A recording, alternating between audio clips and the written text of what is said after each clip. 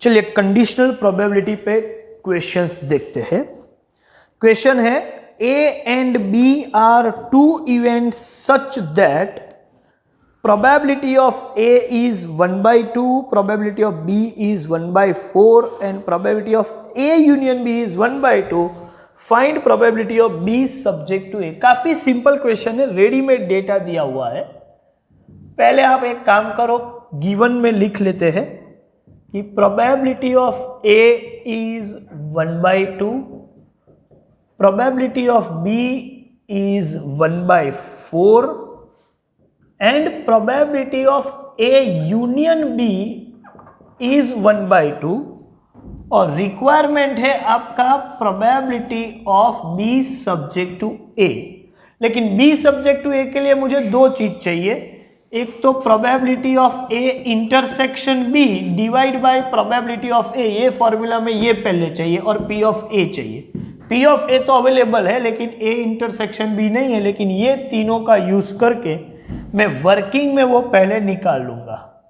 तो वर्किंग करते हैं, probability of A union B, you must be knowing this formula, P of A plus P of B minus P of A intersection B।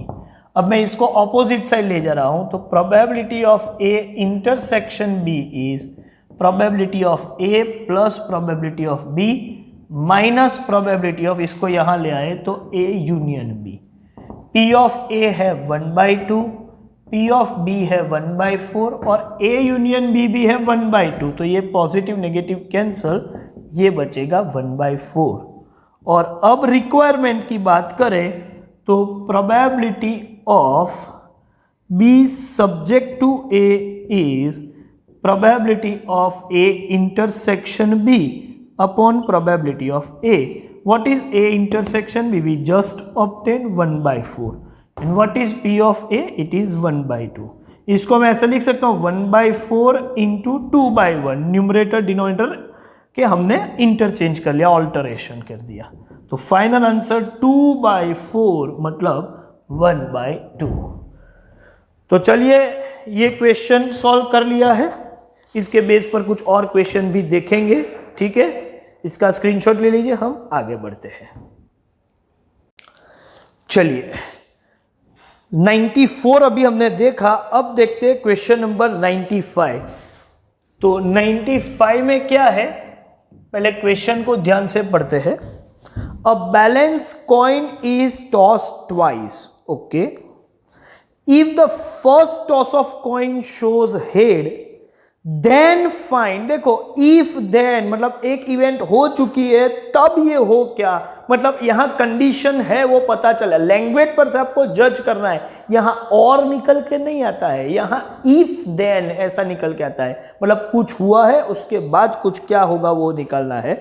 Then find probability of getting head in both the case. देखो coin की बात है तो मैं पहले लिख दूंगा कि let U be the sample space और N of U कितने कॉइन है, balance coin is toss twice, एक कॉइन दो बार मतलब 2/2, 4 आंसर है पॉसिबल ऑप्शन। अब इफ के लिए एक इवेंट है, the first toss of the coin shows head, then probability of getting head in both tosses, मतलब मैं इवेंट पहले डिफाइन कर दूं कि लेट कौन सी दो इवेंट है। एक इवेंट है first toss shows head, first toss shows head, ये आपकी पहली इवेंट। तो ये जो पहली इवेंट है उसको मैं लिखूं तो क्या बोल सकते हैं, फर्स्ट टॉस में हेड होना चाहिए, मतलब फर्स्ट हेड, सेकेंड हेड हो तो भी चले और टेल हो तो भी चले, मतलब HHHT। तो N of A हो गया 2 एंड P of A हो गया N of A divide by N of U, मतलब 2/4, इसको ऐसे ही रखते हैं। और दूसरी इवेंट इफ वाली तो हो गई, अब देन वाली दूसरी इवेंट है कि इफ फर्स्ट कॉइन या first toss of the coin shows head then find the product getting head in both the tosses. तो तो इवेंट बी है getting of head in both the tosses. तो अब क्या करेंगे, बी में क्या आएगा, दोनों में हेड हो मतलब एच एच, तो एन ऑफ बी हो गया 1 और probability of B is n of B divide by n of U मतलब 1/4। चलिए अब एक चीज मुझे बताइए कि क्या ए और बी में कोई कॉमन मेंबर है, ए में और बी में? हाँ, एच एच दोनों में है, तो आप बोल सकते हो ए इंटरसेक्शन भी H H, that means n of A intersection B is 1 and probability of A intersection B is N of A intersection B divide by N of U मतलब ये भी 1/4। लेकिन क्वेश्चन यहां पर खत्म नहीं हुआ है, क्वेश्चन तो अब मैं लिख रहा हूं, जो फाइनल रिक्वायरमेंट है वो ये है, प्रोबेबिलिटी दैट, किसकी प्रोबेबिलिटी निकालनी है, बी की। बी की मतलब getting head on both the tosses, probability of getting head on both the tosses कब, लेकिन if first toss shows head, जो if वाला है वो हो चुका है, और प्रोबेबिलिटी किसकी निकालनी है, जो देन के बाद लिखा है वो, तो प्रोबेबिलिटी हमें निकालनी है getting head on both the tosses provided first event मतलब फर्स्ट टॉस शोज हेड, वो हो चुका है। बी की प्रोबेबिलिटी जब ए हो चुका है, तो क्वेश्चन होगा probability of be provided A has already occurred मतलब बी सब्जेक्ट टू ए, और आपको मालूम है बी सब्जेक्ट टू ए का formula P of A intersection B upon P of A, और P of A intersection B कितना है 1/4, और P ऑफ A कितना है, P ऑफ A है 2/4, दोनों 4 कैंसल करें तो फाइनल आंसर आएगा 1/2। अब मैं आपको बताऊं कि ये हुआ सर, डायरेक्टली तो कर ही सकते थे, हाँ कर सकते हैं।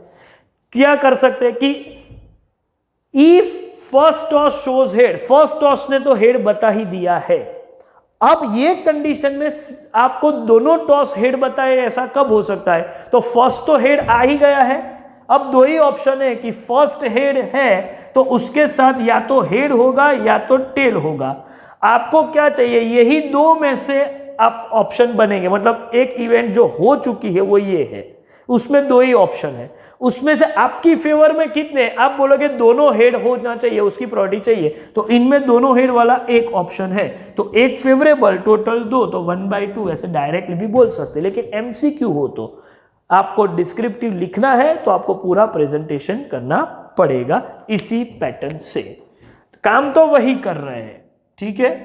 आपको ऐसा भी लगेगा कि सर ऐसा कैसे हो गया कि दोनों का कॉमन, देखो इस तरीके का था कि इवेंट ए जो है ना पूरा, उसके अंदर ही इवेंट बी है, तो ए इंटरसेक्शन बी और बी दोनों एक ही इसकी वजह से हो गए हैं, तो ये ऐसा इवेंट नहीं है कि ए और बी है, अलग अलग नहीं है, बी जो है वो पूरा ए में कवर हो जाता है, क्योंकि ए में एच एच एच टी है और बी में एच एच है, तो ए इंटरसेक्शन बी आप करोगे वो तो बी ही है अल्टीमेटली, क्योंकि उसमें भी एच एच है, इसमें भी एच, तो इसकी वजह से आपको ये समझने के लिए मैंने हर एंगल डिस्कस किया हुआ है, ठीक है। एक काम कीजिए, आप इसका स्क्रीनशॉट ले लीजिए, ठीक है, फिर एक और क्वेश्चन हम डिस्कस करेंगे। क्वेश्चन नंबर 96 देखते हैं। A factory has received an order to prepare 50,000 units of an item in a certain time period. Okay.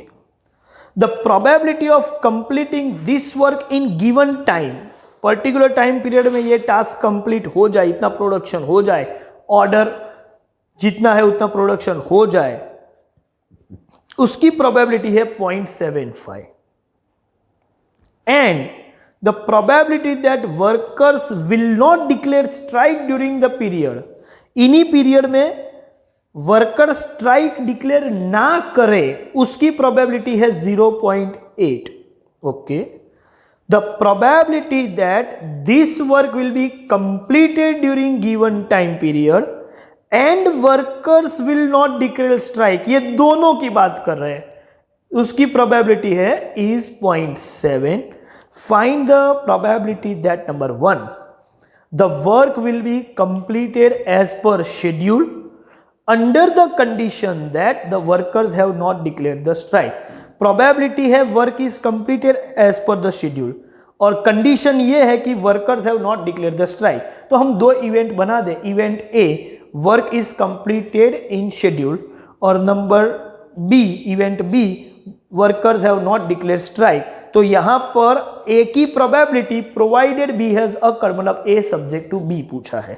Second question है find the probability that the workers do not declare strike, मतलब B की probability in the given period knowing that मतलब ये भी condition हो गई है, the work is completed as per schedule, मतलब ए हो चुका है. ऐसी केस में आप बताइए कि अभी वर्कर ने स्ट्राइक डिक्लेयर नहीं किया हो, उसकी क्या probability.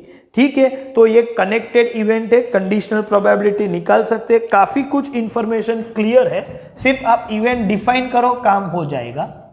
Late event A work is completed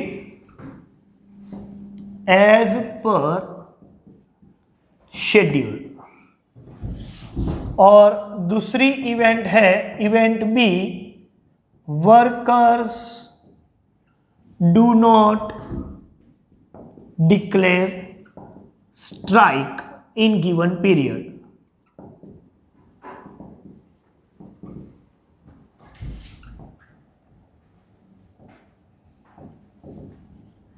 तो यहां पर बोला गया है what is P of A, तो work is completed in given time is 0.75. फिर workers do not declare strike in that given period, उसकी प्रोबेबिलिटी है 0.8. और तीसरा है कि ये दोनों हो जाए, work is completed and worker do not declare strike, ये दोनों मतलब event A as well as B, और ये दिया हुआ है 0.7. तो तीनों तो अवेलेबल है, सिर्फ रिक्वायरमेंट में आइडेंटिफाई करो क्या है. फर्स्ट रिक्वायरमेंट है probability that work is completed as per schedule, probability that work is completed as per schedule. Condition क्या है, if workers do not declare strike in given period. तो इसका मतलब ए की प्रोबेबिलिटी जब बी हो चुका है, मतलब probability of A subject to B, और आपको तो मालूम है इसका रेडीमेड रिजल्ट अवेलेबल है, P of A intersection B upon P of B.